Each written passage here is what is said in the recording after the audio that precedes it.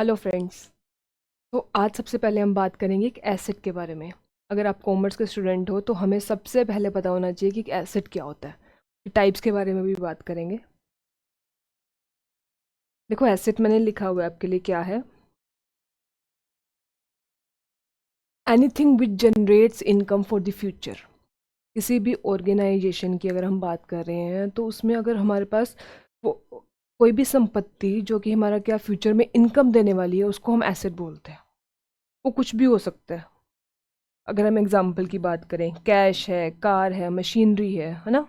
Anything which generates income, कोई भी चीज़ है जो कि अगर हमने बाय की है और वो फ्यूचर में हमें कुछ इनकम देने वाली है तो उसको हम बोलेंगे एसेट। इसको अगर हम हिंदी में बात करें तो इसको हम क्या बोलते हैं? संपत्ति। क्या बोलते हैं इसको हम? संपत्ति। वट वी ओन, जो हमारे पास है, हमारी संपत्ति है जो कि जिसकी हम मालिक हैं, उसको हम क्या बोलते हैं? एसेट बोलते हैं। ठीक है। अब ये गुडविल है, पेटेंट है, ये सारे एक एसेट्स के एग्जांपल है ना। अगर मैं कुछ भी, अभी जैसे पेन है, इससे मैं काम कर रही हूँ, है ना अपना, तो ये भी एसेट है मेरे लिए। हर चीज़ एसेट है। अगर हमने अगर कार का एग्जांपल लें हम लोग, है ना। अब कार वैसे मैं खुद के लिए बाय की मैंने, लेकिन अगर मैं बिजनेस में बात करूँ तो मैं उस कार से कोई टैक्सी, कोई भी कंपनी के साथ कंसल्ट करके मैं उनको बोल सकती हूँ कि ये कार यूज़ कर लो और उसके बदले में मुझे कुछ पैसा दे दो। तो मशीनरी है, मशीनरी से मैं कोई कोई भी जो प्रोडक्ट है उसका यूज़ बना सकती हूँ उससे। तो जो किसी चीज़ का भी एसेट का यूज़ हो रहा है उसको हम एसेट बोल रहे हैं, जो हमें इनकम जनरेट करने का काम बोल रही है। ठीक है। इसी तरह गुडविल है। अब ये आगे पढ़ेंगे गुडविल क्या है। ठीक है। तो ये हमारे पास एसेट होता है। इसकी डेफिनेशन देख लेते हैं। Assets are the property and possession of a business. ठीक है। एसेट्स क्या है? प्रॉपर्टी है, पोजेशंस है। In other words, anything which will enable a business enterprise to get cash or a benefit in future is an asset. कोई भी चीज़ जो हमें इनकम देने वाली है उसको हम बोलते हैं एसेट। एग्जाम्पल मैंने अभी बताया आपको, बुक डेट्स हैं हमारे पास, कैश है, बिल्स रिसीवेबल्स हैं, ये सब हमारे एसेट्स के काम करते हैं। ठीक है। अब उसके बाद इसकी डेफिनेशंस भी हैं साथ साथ। मैंने सोचा डेफिनेशन भी साथ साथ दी जाए पूरा। तो उसके बाद डेफिनेशन की अगर हम बात करें, assets are the future economic benefits the rights of which are owned and controlled by an organization or an individual। ये फिने और मिलर के अकॉर्डिंग है कि हमारे पास एसेट्स क्या है, इकोनॉमिक बेनिफिट्स हैं, जिसमें क्या है, एक ऑर्गेनाइजेशन के पास जो ओनर है उसके पास राइट है कि उसका वो यूज़ कर सकता है, कंट्रोल कर सकता है। एक और definition, assets are valuable resources owned by a business which are acquired at a measurable money cost. कि एसेट्स वो हैं जो कि एक बिजनेस ओन करता है और साथ साथ जिसके बदले हम उसको पैसा देते हैं। पैसे में खरीदते हैं ना कोई चीज़। अगर मान लो कोई मैनेजर है, अच्छा है किसी कंपनी के लिए, उसको तो हम बाय नहीं कर सकते। हम किसी भी चीज़ को बाय कैसे कर सकते हैं? पैसे दे के।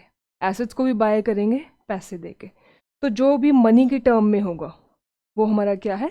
एसेट्स है। ये डेफिनेशन किसके अकॉर्डिंग है? Professor R.N. एंथनी। ठीक है। अब इसके कुछ फीचर्स हैं, करेक्टरिस्टिक्स भी हैं एसेट्स की अगर बात करें। The resources must be valuable, valuable होने चाहिए, जैसे हम देख रहे हैं। Must be owned by the business, उसको बिजनेस जो है ओन करें। And must be acquired at a measurable cost, और उनकी कुछ ना कुछ कॉस्ट होनी चाहिए। तो these three are the main features of assets. ठीक है। अब टाइप्स ऑफ एसेट्स, ये तो देखा हमने एसेट्स के हैं, टाइप्स भी देख लेते हैं। देयर आर टू टाइप्स, 2 और 3 टाइप्स वी कैन से। सबसे पहले आता है हमारे पास फिक्स्ड एसेट्स, जिसको बोलते हैं नॉन करंट एसेट्स, और सेकंड है हमारे पास करंट एसेट्स। तो फिक्स्ड एसेट्स देखो क्या है। These assets which are held for continued use in the business for the purpose of producing goods और services and are not meant for sale are called as fixed assets. वो goods या services जो continuously हमारे पास काफ़ी time तक रखी जाती है, ज़्यादातर हम 1 साल से ज़्यादा की बात करते हैं इस केस में, वो कुछ ना कुछ गुड्स को प्रोड्यूस करने का काम कर रही है, कुछ ना कुछ बेनिफिट देने का काम कर रही है लंबे टाइम तक कंटिन्यूसली, तो उसको हम फिक्स्ड एसेट्स बोलते हैं। जैसे कि इसमें ज़्यादातर एग्जांपल्स आ जाते हैं हमारे, लैंड एंड बिल्डिंग है, मशीनरी है, फर्नीचर है, फिक्सचर्स हैं, ये हमारे कुछ एग्जांपल्स हैं इसके। ठीक है। अभी नहीं, नॉन करंट एसेट्स या फिक्स्ड एसेट्स में भी आगे टाइप्स है, टेंजिबल और इनटेंजिबल। टेंजिबल और इनटेंजिबल। टेंजिबल देखो क्या है हमारे पास, टेंजिबल एसेट्स क्या होते हैं? These are definite assets which can be seen, touched and have volume such as machinery, cash and stock. Machinery है, मशीनरी को आप टच कर सकते हो, फिजिकल स्पेस है उसका, तो उसको हम टेंजिबल एसेट बोलेंगे। स्टॉक है, कुछ सामान मंगवा रखा है, उसको हम टच कर सकते हैं, देख सकते हैं अच्छी क्वालिटी है नहीं है, तो वो हमारा टेंजिबल एसेट्स है। टेंजिबल एसेट्स का मतलब जिसको हम टच कर सकते हैं, देख सकते हैं, उसका फिजिकल एक स्पेस है, किसी जगह में पड़ी है, उसको हम टेंजिबल एसेट्स बोलते हैं। और साथ साथ आता है intangible assets, those assets which cannot be seen, ठीक है, which cannot be seen, touched and have no volume but have value are called as intangible assets. वो assets जो कि ना दिखती हैं, दिख तो नहीं रही हैं, ना हम उनको टच कर सकते हैं, ना कोई हमारे पास स्पेस है जहाँ पे रख रहे हैं उसको, वो सिर्फ उनकी सिर्फ एक वैल्यू होती है। वैल्यू किस में होती है? मनी के टर्म्स में होती है, उसको हम इनटेंजिबल एसेट्स बोलते हैं। अब इनटेंजिबल एसेट्स के एग्जांपल्स क्या क्या हैं? एक तो गुडविल है, एक पेटेंट्स है, कॉपीराइट्स है एंड ट्रेडमार्क्स है। अभी चारों चीज़ें अलग अलग, अभी हमने स्टार्टिंग में पढ़ा था ना गुडविल, ये एक एसेट है, ये इनटेंजिबल एसेट है। तो सबसे पहले अगर हम बात कर रहे हैं गुडविल, गुडविल क्या होती है, चारों के बारे में थोड़ा थोड़ा पढ़ेंगे। गुडविल क्या होती है हमारे पास? गुडविल का मतलब हमारी रेपुटेशन की बात की जाती है। सपोज जैसे कि आप हो, कोई ब्रांड है, सपोज पर्टिकुलर एक आपको शर्ट लेनी है ना, एक आप नाइक की ले रहे हो, एक आप दूसरे ब्रांड की ले रहे हो। नाइक की ज़्यादा हमारे पास क्या होगी वैल्यू, मतलब ज़्यादा थोड़ी कॉस्टली होगी, अगर नॉर्मल कोई ऐसे ब्रांड है तो उसकी कम होगी। रीज़न क्या है? स्टफ़ सेम है, हर चीज़ सेम है, बट दोनों का जो है एक एक ब्रांड है, एक नॉन ब्रांड है, राइट। दोनों में डिफरेंस क्या है? क्योंकि नाइक ने अच्छी रेपुटेशन बना रखी है एक कंपनी की, तो इस हम बोलते हैं कि उसकी क्वालिटी अच्छी होगी, है ना। शूज़ के मैटर में लगा लो, शर्ट की बात कर रहे हैं अभी हम। तो जो भी गुडविल बनाई जाती है, जो भी रेपुटेशन बनाई जाती है ऑर्गेनाइजेशन की, उसकी कुछ ना कुछ वैल्यू होती है, उसको हम बोलते हैं इंटेंजिबल एसेट। मतलब उसको हम बोलते हैं कि गुडविल है किसी पर्टिकुलर फर्म की, उसने कुछ बना, या तो हम खुद से बनाते हैं मेहनत कर करके अच्छा नाम बनाते हैं, या फिर हम कई बार बाय भी कर लेते हैं, किसी और ने बनाया हुआ नाम उसको हम बाय कर लेते हैं, वो हमारा गुडविल होता है। सेकेंड है हमारे पास पेटेंट्स। पेटेंट्स क्या होता है? पेटेंट्स का मतलब क्या होता है कि किसी ने कोई चीज़ इन्वेंट की है, जैसे कि बल्ब, है ना, उस बंदे ने ही बनाया है। कोई भी ऐसी चीज़ जो कि एक पर्टिकुलर इंसान खुद से बना रहा है, उसको हम क्या बोलते हैं? पेटेंट है उसका, उसका कोई और नाम नहीं ले सकता, सिर्फ उसी पर्सन के पास वो राइट है बनाने का जिसने इन्वेंट किया है बेसिकली, ठीक है, उसको हम पेटेंट बोलते हैं। उसके बाद हमारे पास क्या आता है? कॉपीराइट। कॉपीराइट क्या होता है? अब कॉपीराइट का अगर मैं बात करूँ, जैसे सपोज मैंने कोई भी रिसर्च आर्टिकल्स लिखती हूँ, मैं पीएचडी कर रही हूँ, है ना, अब वो मेरा कुछ क्रिएटिव वर्क है, तो उस केस में क्या होगा? जो सारा का सारा जो है वो मेरा कॉपीराइट है, मैं उसके लिए कॉपीराइट ले सकती हूँ, क्यों? क्योंकि वो मैंने काम किया है, that is my creative work. आप लोग हो, आपने कुछ अच्छा सा आर्टिकल लिख दिया और सबको बहुत पसंद आया, अब कोई और भी ट्राई करेगा उसकी कॉपी करने की, लेकिन आप क्या कर सकते हो? उसको कॉपीराइट करा सकते हो। कोई भी ऐसा वर्क जो कि क्रिएटिव है बेसिकली, उसको हम कॉपीराइट करवा लेते हैं और उसकी भी कुछ ना कुछ वैल्यू बन जाती है, वो भी हमारे एसेट एज ए काउंट होती है। और उसके बाद आता है ट्रेडमार्क, है ना, ट्रेडमार्क, सॉरी। तो बेसिकली ट्रेडमार्क क्या होता है? जैसे कि अभी हम एग्जांपल ले रहे हैं, नाइक का ले रहे हैं ना, उसका सिंबल है हमारे पास स्टिक। मैकडोनल्ड है ना, उसका भी हमारे पास क्या है? सिंबल है। किसी भी ब्रांड के पर्टिकुलर सिंबल्स होंगे जिससे हम उसको रिकॉग्नाइज करते हैं, तो उसको हम ट्रेडमार्क बोलते हैं। एक मार्क ले लिया उन्होंने, ठीक है, तो वो हमारे ट्रेडमार्क्स की कैटेगरीज में आ जाते हैं। तो ये एग्जांपल्स हैं हमारे इनटेंजिबल एसेट्स के, ठीक है। उसके बाद नेक्स्ट आता है हमारे पास करंट एसेट्स।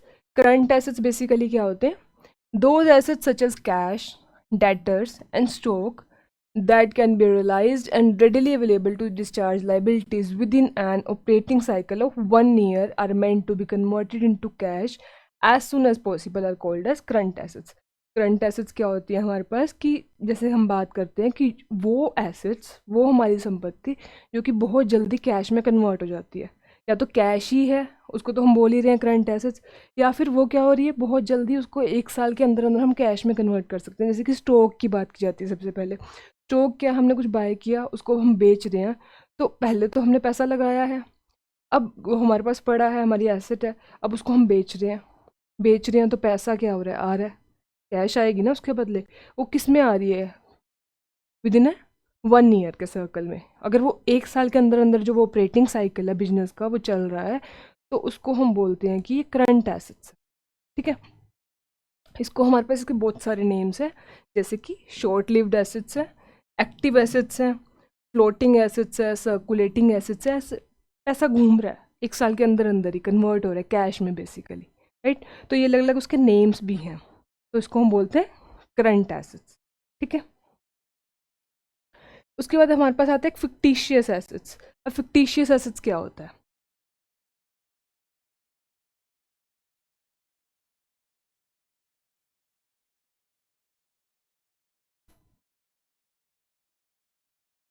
लाइबिलिटीज, अमाउंट,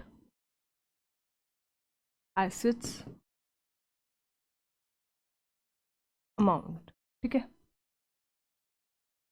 हमें जब एक बैलेंस शीट बनाते हैं तो हम उसमें एसेट्स और लाइबिलिटीज़ लिखते हैं। एक साइड लाइबिलिटीज़ आती हैं, दूसरी साइड एसेट्स आती हैं। ठीक है, तो एसेट्स में अभी तक हमने क्या क्या लिख पढ़ लिया? हमने पढ़ा एक तो फिक्स्ड एसेट्स, है ना, फिक्स्ड एसेट्स के बारे में हमने पढ़ा, जो कि लंबे टाइम तक रहती है, जो हमारा बोलते हैं टेंजिबल एसेट्स और इनटेंजिबल एसेट्स। ठीक है, सेकेंड हमारे पास कैटेगरी है फॉर दी करंट एसेट्स, है ना, जो कि क्या है, शॉर्ट पीरियड ऑफ टाइम की बात कर रहे हैं। थर्ड एक आप लिखते हो जो बैलेंस शीट बनाते हो एट द एंड, उसमें आप लिखते हो मिसलेनियस एक्सपेंडिचर, लिखते हो ना मिसलेनियस एक्सपेंडिचर।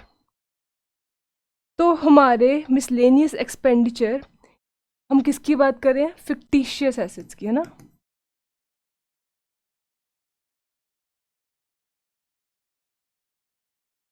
ये मिसलेनियस एक्सपेंडिचर ही हमारे फिक्टिशियस एसेट्स होते हैं।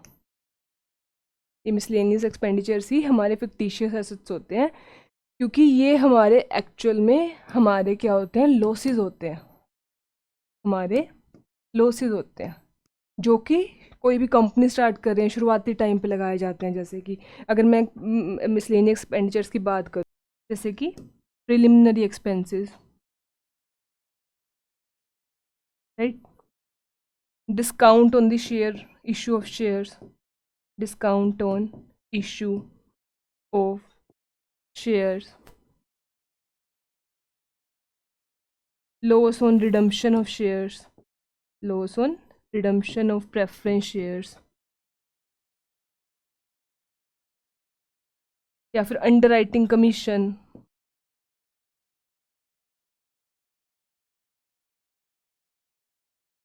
कमीशन। ठीक है, ये कुछ एग्जांपल्स हैं हमारे मिसलेनियस एक्सपेंडिचर्स के, जो कि बेसिकली हमारी फिक्टिशियस एसेट्स हैं, क्योंकि ये हमारे लॉसेस होते हैं और जो कि हमारे पास क्या करते हैं, जैसे लगाया जाता है प्रिलिमिनरी एक्सपेंसेस है, बोलते हैं ना कंपनी स्टार्ट की तो लगाए, पैसा लगता है जो स्टार्टिंग में लगाया जाता है, कुछ हमने डिस्काउंट किया है शेयर्स की इशू के टाइम, ये है तो खर्चे, लेकिन एक्चुअल में हमें कहीं ना कहीं उसका बेनिफिट देते हैं, तो उसको हम फिक्टिशियस एसेट्स बोल देते हैं। ठीक है, तो इसकी डेफिनेशन देख लो। These are the assets which cannot be realized in cash or no further benefit can be derived from these assets. ठीक है, they are virtually not assets and are valueless but shown in financial statements. Such assets include debit balance of profit and loss account, expenditure not yet written off such as advertisement expenses, discount on the issue of shares, etc. ठीक है, वो assets जो कि basically cash में realise नहीं होते, लेकिन उसका जो बेनिफिट है हमने ले लिया है, उसका कोई फर्दर बेनिफिट नहीं है, एक बार तो ले लिया एज ए एसेट की तरह काम किया, बट अब नहीं करेगा। ठीक है, तो वो हमारे फिक्टिशियस एसेट्स होते हैं, जो कि एज अ मिसलेनियस एक्सपेंडिचर्स लिखे जाते हैं। ठीक है, तो this is all about assets. ठीक है, होप आप सबको समझ आया हो। Stay tune for the next video. Thank you.